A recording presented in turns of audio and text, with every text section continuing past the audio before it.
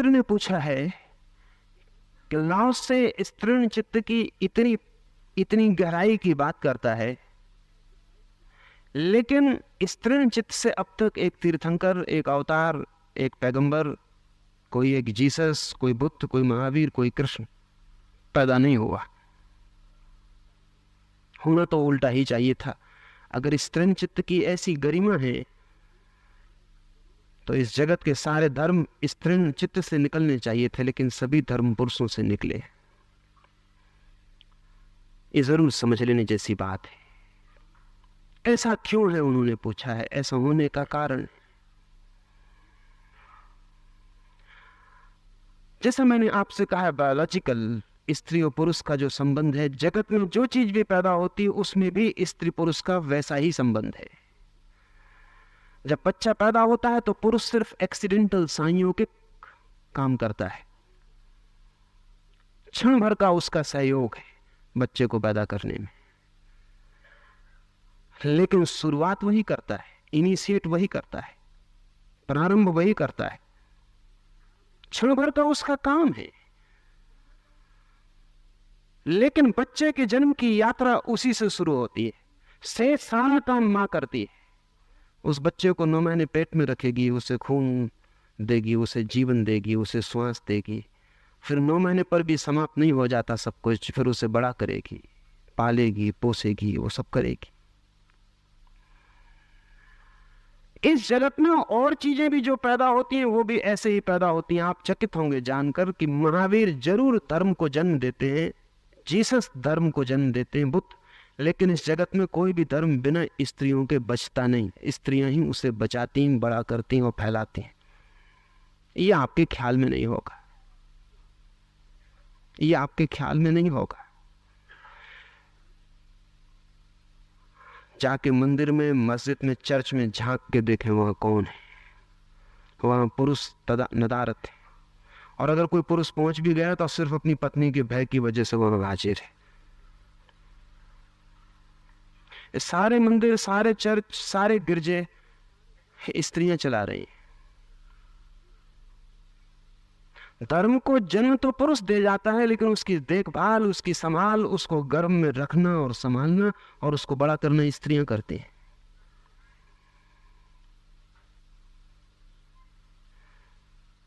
मनुष्यविद कहते हैं कि दुनिया में कोई भी धर्म बच नहीं सकता जिस धर्म में स्त्रियां दीक्षित न हो। वो धर्म बच नहीं सकता, क्योंकि उस धर्म को गर्व नहीं मिलेगा। क्या आपको पता है कि महावीर ने जब लोगों को दीक्षा दी तो हर एक पुरुष के मुकाबले 4 स्त्रियों ने दीक्षा ली। और महावीर के भिक्षुओं में, सन्यासियों में, साधुओं में 13,000 पुरुष थे तो 40,000 स्त्रियां थी।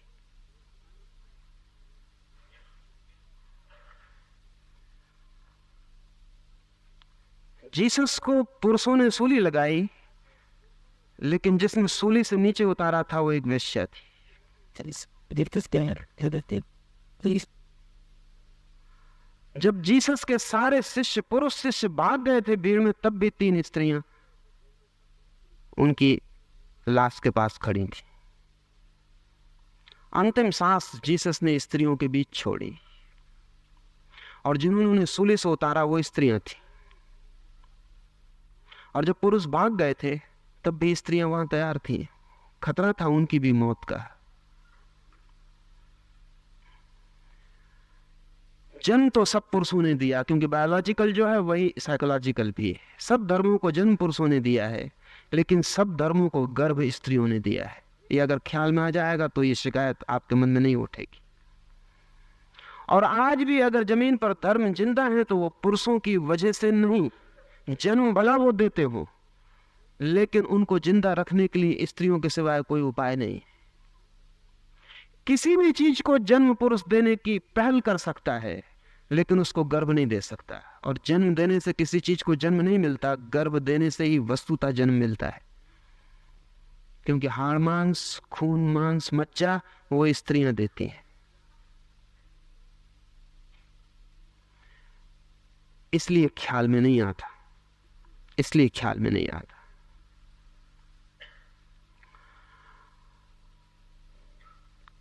सुरक्षा, विस्तार, संरक्षण स्त्रीण चित्त का हिस्सा है। पहल, प्रारंभ पुरुष चित्त का हिस्सा है। लेकिन पुरुष पहल करने के बाद ऊब जाता है, दूसरे काम में लग जाता है। अगर महावीर को फिर से जन्म मिले तो एक बात पक्की है कि वो जैन धर्म की बात अब नहीं करेंगे, वो किसी दूसरे धर्म को जन्म दे देंगे।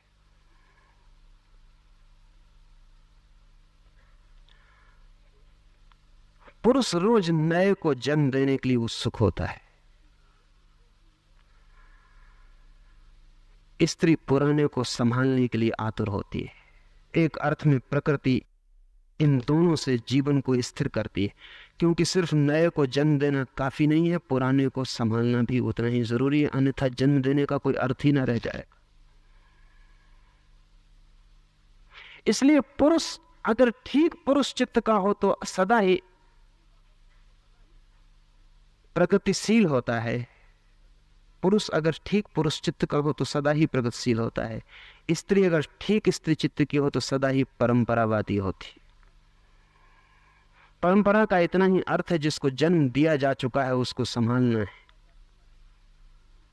और प्रगतिशीलता का इतना ही अर्थ है कि जिसको जन्म नहीं दिया गया है उसे जन्म देना है। लेकिन जन्म देकर क्या करोगे अगर कोई संभालने वाला उपलब्ध ना हो? तो गर्भपात ही होंगे और कुछ ना होगा, अबार्शन हो जाएंगे। अगर पुरुष के ही हाथ में कोई चीज हो तो अबार्शन ही होगा और कुछ नहीं हो सकता। उसकी उत्सुकता उतनी ही देर तक है जब तक उसने जन्म की प्रक्रिया को जारी नहीं कर दिया। प्रक्रिया जारी हो गई, वो दूसरे जन्म की प्रक्रिया पर हट जाता है। लेकिन वहीं से जीवन की असली बात शुरू होती है, वहां से स्त्री उसे संभाल लेती है। पुरुष चित्र और स्त्री चित्र दोनों एक ही गाड़ी के दो पहिए हैं। इसलिए स्त्रियों ने कोई धर्म को जन्म नहीं दिया, लेकिन स्त्रियों ने ही सारे धर्म को बचा कर रखा है। एक मित्र ने पूछा है कि क्या जितने भी ज्ञानी हैं उनका चित्त स्त्रीण हो जाएगा? हो ही जाएगा, लेकिन स्त्रीण से मतलब नहीं है ये कि वो स्त्रियों हो जाएंगे। स्त्रीण से मतलब ये है कि उनका चित्त एग्रेसिव की जगह रिसेप्टिव हो जाएगा, आक्रामक की जगह ग्राहक हो जाएगा। ये ग्राहकता ही जब होती है पैदा, तभी कोई व्यक्ति परमात्मा के लिए अपने भीतर द्वार खोल पाता है। उनने पूछा है, इसका अर्थ हुआ कि मोहम्मद तो ज्ञान के बाद भी तलवार लेकर लड़ने जाते हैं? निश्चित ही जाते हैं। लेकिन मोहम्मद की तलवार पर आपको पता है क्या लिखा है? मोहम्मद की तलवार पर लिखा है, शांति के अतिरिक्त ये तलवार और कहीं नहीं उठेगी। तलवार पर खुदा है। आपको पता है इस्लाम शब्द का अर्थ ही होता है शांति। अगर मोहम्मद को तलवार भी उठानी पड़ती है तो मोहम्मद के कारण नहीं, आसपास की परिस्थितियों के कारण।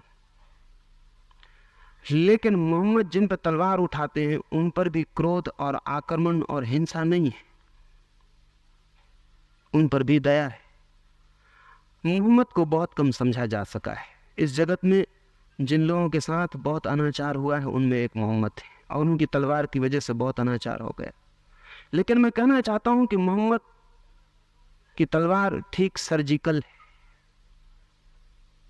ठीक सर्जन के हाथ में जैसे तलवार हो ऐसी है। और कभी ऐसी जरूरत निश्चित हो जाती है कि किसी ऐसे व्यक्ति को भी तलवार उठानी पड़ती है जिसके हाथ में तलवार की हम कल्पना भी नहीं कर सकते। मोहम्मद के हाथ में तलवार की कोई कल्पना करने की जरूरत नहीं है। मोहम्मद के पास जो हृदय है वो अत्यंत कोमल से कोमल हृदय है। लेकिन मोहम्मद के चारों तरफ जो स्थिति है, अगर इस कोमल हृदय को कुछ भी काम करना है तो इसे हाथ में तलवार लेनी पड़ेगी। लेकिन इसका दुष्परिणाम होता है, वो मोहम्मद के हाथ में तलवार लेने से नहीं होता, वो पीछे होता है। क्योंकि तब बहुत से ऐसे लोग मोहम्मद के पीछे खड़े हो जाते हैं जिनका मजा केवल तलवार हाथ में लेने का है। वो उपद्रव खड़ा करते हैं। उन्होंने मोहम्मद को बदनाम किया, उन्होंने इस्लाम को भी विकृत किया। मोहम्मद तलवार लेते हैं क्योंकि जरूरत है, कृष्ण युद्ध की सहायता में खड़े हो जाते हैं, युद्ध करवाते हैं क्योंकि उसकी जरूरत है। असल में इस जगत में चुनाव जो है वो एक बात समझ लेंगे तो ख्याल में आ जाएगा। हम जगत में सब चीजों को दो में तोड़ देते हैं, अंधेरी और सफेद, व्हाइट एंड ब्लैक, जबकि वस्तुतः जगत में कोई चीज व्हाइट और ब्लैक नहीं होती, सभी चीजें ग्रे होती हैं, डिग्रीज होती हैं, डिग्रीज ऑफ ग्रे। थोड़ी ज्यादा सफेद और थोड़ी कम सफेद, थोड़ी ज्यादा काली और थोड़ी ज्यादा काली। जब भी हम कहते हैं कि ये ठीक और ये गलत, तो हम भूल जाते हैं कि हम जिंदगी की बात नहीं कर रहे हैं। मोहम्मद तलवार उठाते हैं इसलिए कि उनका ना उठाना और भी बुरा होगा, इसको ठीक से समझ लें।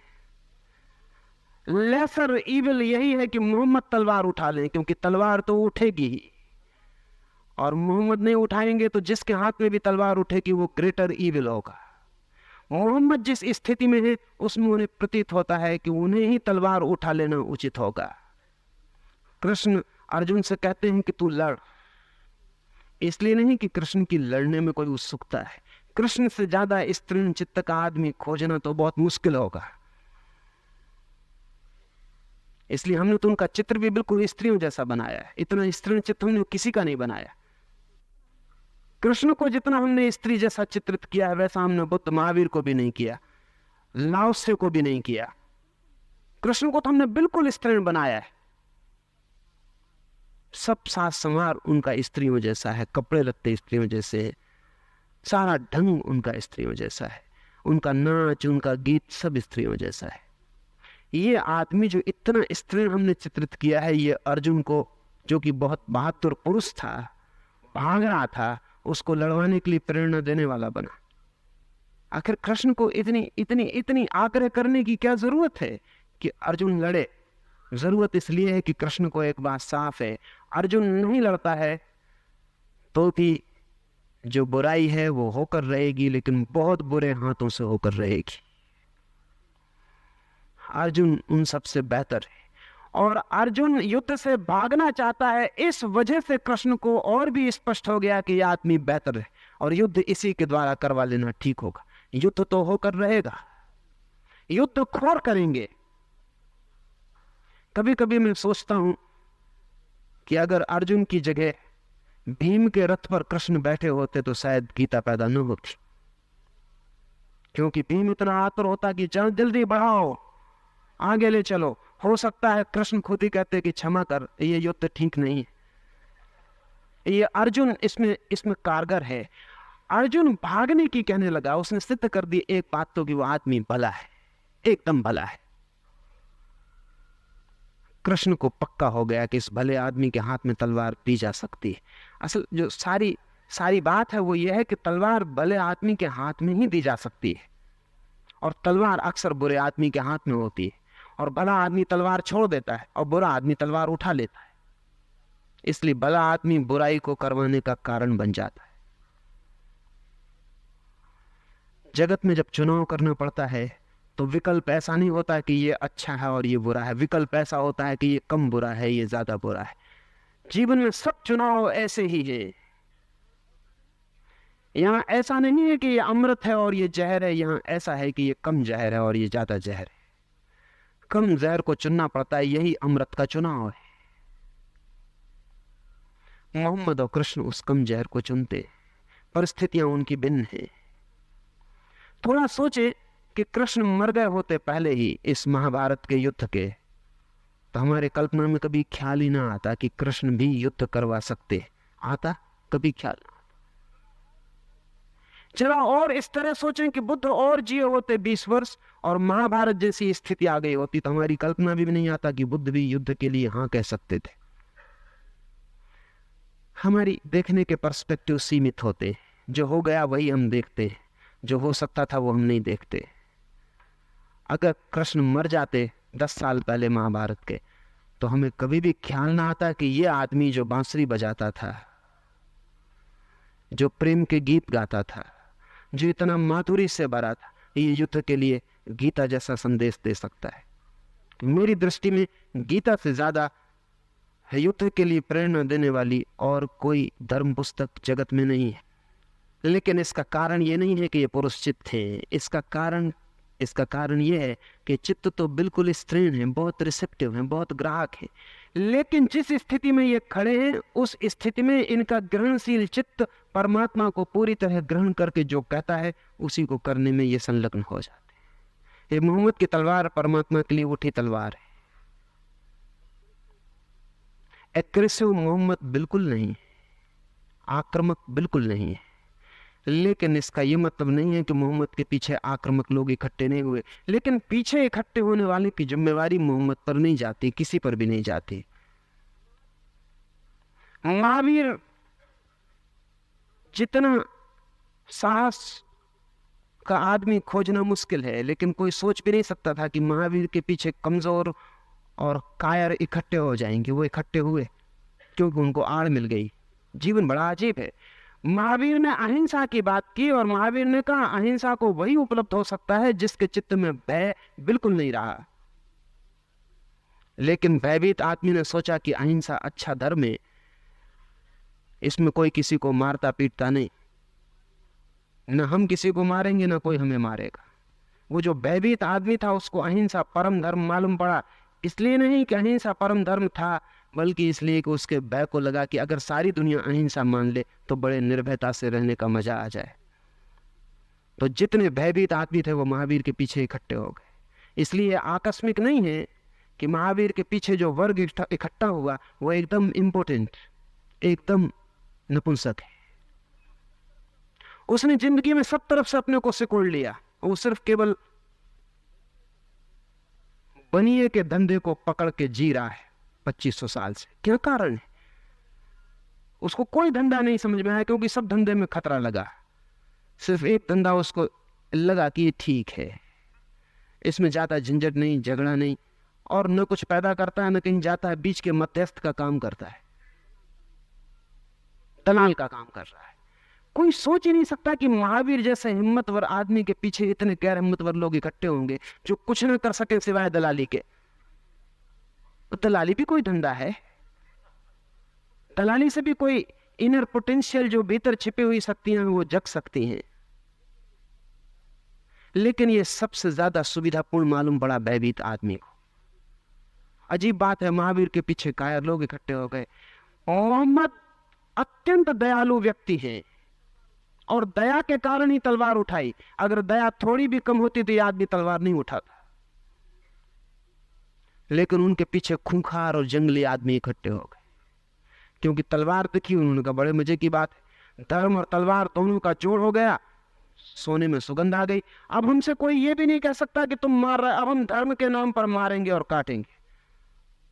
तो मध्य एशिया की जितनी बर्बर कौमें थी, तातार थे, हूण थे,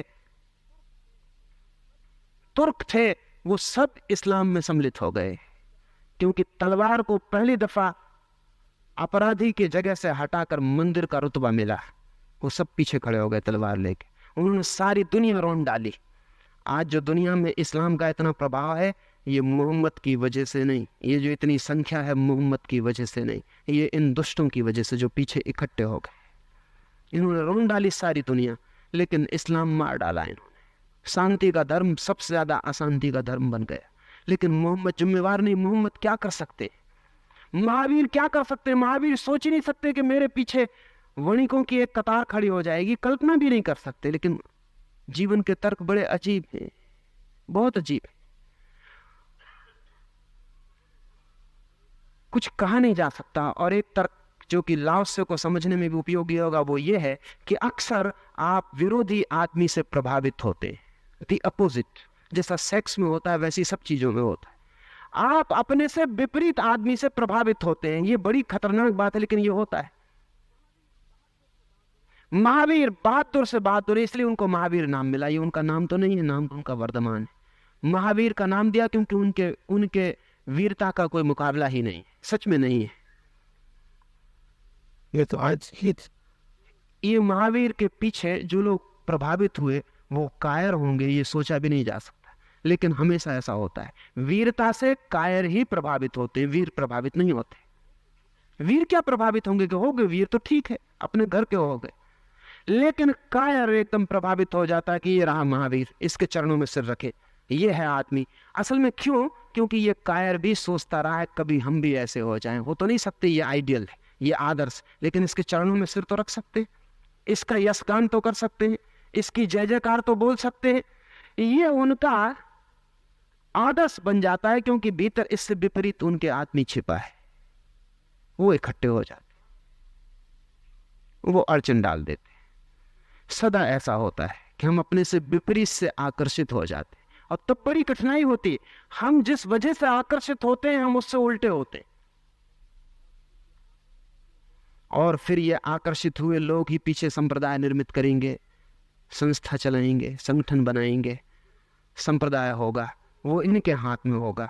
फिर ये सारी व्याख्या बदलेंगे, फिर ये रीइंटरप्रेट करेंगे, नई व्याख्याएं करेंगे, और सारी चीज और ही हो जाएगी, सारी चीज और ही हो जाएगी। अगर इतिहास का ये ढंग हमारे ख्याल में आ जाए तो शायद भविष्य में हम आदमी को सचेत कर सकें कि तुम जरा सोच समझ के। अभी मनस्विद कहते हैं कि जब भी कोई पुरुष किसी स्त्री से प्रभावित होता है तो वो उन गुणों से प्रभावित होता है जो उसमें नहीं है। स्त्री उन गुणों से प्रभावित होती है जो उसमें नहीं है। जो हम में नहीं है उससे हम प्रभावित होते हैं, जो हम में है उससे हम कभी प्रभावित नहीं होते, क्योंकि वो तो हम में है ही, उससे प्रभावित होने का कोई कारण नहीं। चूंकि विपरीत गुणों से लोग प्रभावित होते हैं, और विपरीत जितने गुण होते हैं उतना ज्यादा रोमांच, उतना ज्यादा रोमांस, उतना प्रेम पैदा होता है। लेकिन फिर विवाह में वही विपरीत गुण कलह का कारण भी बनते हैं। अब ये मुश्किल है, इसलिए मनोवैज्ञानिक कहते हैं कि जितने बड़े प्रेम से विवाह होगा उतने ही खतरे में ले जा सकता है, क्योंकि प्रेम का मतलब ये होता है कि बड़ी विपरीत आकर्षण था। जो बहुत कठोर आदमी है वो नाजुक से प्रभावित होगा, लेकिन जब दोनों साथ रहेंगे तो नाजुक और कठोर में कोई तालमेल पड़ेगा नहीं, झंझट रो जाएगी। अगर कोई बहुत इंटेलेक्चुअल, बहुत बुद्धिमान आदमी है तो वो बुद्धिमान स्त्री से प्रभावित नहीं होगा, कभी नहीं होगा। वो एक ऐसी कोई स्त्री खोजेगा जिसमें बुद्धि नाम मात्र को ना हो, वो उससे प्रभावित होगा। लेकिन फिर अड़चन आएगी, क्योंकि जब दोनों साथ रहेंगे तो वो पाएगा कहां की जड़ बुद्धि से पाला पड़ गया। अब इसमें किसी का कसूर नहीं है, ये सिर्फ जीवन का विपरीत का तर्क दिक्कत डालता है। विपरीत से हम प्रभावित होते हैं, लेकिन विपरीत के साथ रह नहीं सकते। इसलिए हमारी आखिरी दिक्कत ये होती है कि जिससे हम प्रभावित होते हैं उसके साथ रह नहीं सकते, और जिसके साथ हम रह सकते हैं उससे हम कभी प्रभावित नहीं होते। इसलिए पुराने लोग ज्यादा होशियार थे या कहें चालाक थे, तो वो कहते थे विवाह किसी और से करना और प्रेम किसी और से करना, ये दोनों काम कभी एक साथ मत करना। विवाह उससे करना जिसके साथ रह सको, और प्रेम उससे करना जिससे प्रभावित हो, और इनको कभी गोलमेल मत करना, इनको कभी एक साथ मत करना। अभी अमेरिका के जो श्रेष्ठतम चिंतनशील लोग हैं वो कहते हैं कि अमेरिका को अगर बचाना है तो हमें ये पुरानी चालाकी वापस लौटानी पड़ेगी, क्योंकि अमेरिका ने एक गलती कर ली है। गलती अब लगती है कि वो कहते हैं कि जिससे प्रेम हो उससे विवाह करना। है तो बात बहुत अद्भुत, लेकिन वो घट नहीं पाती, क्योंकि प्रेम उससे हो जाता है जो विपरीत है। फिर उसके साथ रहने में मुसीबत खड़ी हो जाती है। जिन जिन चीजों ने प्रभावित किया था वे ही कलह का कारण बन जाएंगी, क्योंकि उनसे आपका तालमेल तो बैठ नहीं सकता। ठीक जैसा पति पत्नी के बीच घटता है वैसे ही गुरु शिष्य के बीच घटता है। गुरु शिष्य का भी बड़ा रोमांस है। विपरीत से प्रभावित होकर लोग चले आते हैं, फिर साथ रहना भी मुश्किल हो जाता। इसलिए जिंदा गुरु के साथ रहना बहुत कठिन पड़ता है। मरे गुरु के साथ दिक्कत नहीं आती, क्योंकि दूसरा मौजूद ही नहीं होता। आपकी जो मर्जी हो माने चले जाओ। अब जीसस ने तो कहा है कि जो तुम्हारे गाल पर चांटा मारे दूसरा गाल उसके सामने कर देना, और ईसाइयत ने इतनी हत्याएं की हैं जिसका हिसाब लगाना मुश्किल। ये क्या बात है? ये जीसस जैसे आदमी के पास ये लोग कैसे इकट्ठे हो गए? ये प्रभावित हुए, ये तुष्ट वर्ग प्रभावित हुआ एकदम। इसने कहा कि बात तो यही सच है, हम नहीं कर पाते कोई हर्ज नहीं, लेकिन कम से कम हम जय जय जीसस की तो कर ही सकते हैं, जयकार तो कर ही सकते हैं। वो इकट्ठा हो गया। उसने लोगों की गर्दनें काट दी, ये शिक्षा समझाने के लिए कि जो तुम्हारे गाल पर एक चांटा मारे दूसरा उसके सामने कर देना। उसने लाखों लोगों की गर्दनें काट दी।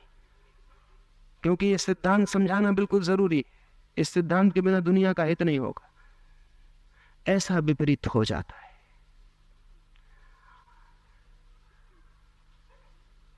इसलिए मोहम्मद आक्रामक नहीं है, न कृष्ण आक्रामक है। और मोहम्मद या कृष्ण के पास जैसे ही अनुभूति का सागर खुलता है, वैसे ही स्त्रीण चित्त के द्वार खुल जाते हैं। स्त्रीण चित्त से अर्थ केवल इतना ही है कि उस क्षण में आदमी जीवन के प्रति आक्रामक न होकर जीवन की धाराओं के प्रति ग्राहक हो जाता है,